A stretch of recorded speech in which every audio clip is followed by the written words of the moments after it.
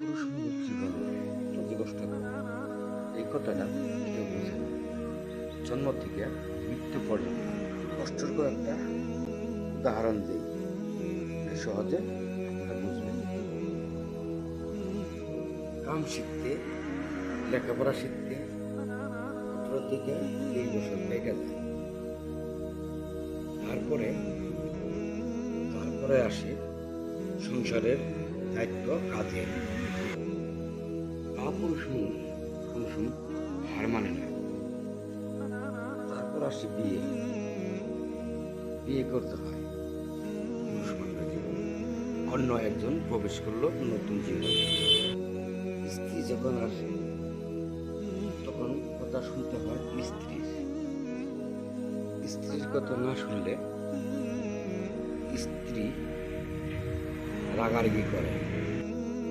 পুরুষ চুপ করে সব সহ্য করে নেয়। যখন বউর কথা শুনে তারপরে বাবা মা কি বলে জানেন? ওরা বলে বউর কথা শুনেছিলে, আমাদের কথা শুনে না। আসলে নতুন কাহিনী। তুমি বলি বাবা মা কি বলে এগুলো শুনুন। ও কি বলে জানেন? আমি এগুলো শুনতে পারবো না। আলাদা থাকুন না কেন? তোমার জন্য আমার মা বাপ ছেড়ে দিয়েছি, আমার জন্য তোমার মা বাপ ছাড়া এটা তুমি কি করলে? আমার বাপ মা আমি ছেড়ে দিয়ে তোমার গেলে যাবো কোথায়? বউ বললো আমাদের বাড়িতে। আমি বললাম না, আমার বাপ মা ছেড়ে আমি যেতে পারবো না।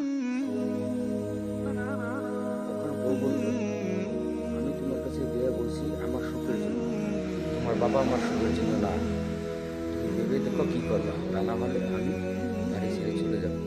তারপর বউ বাড়ি থেকে চলে যাবে। তারপরে আবার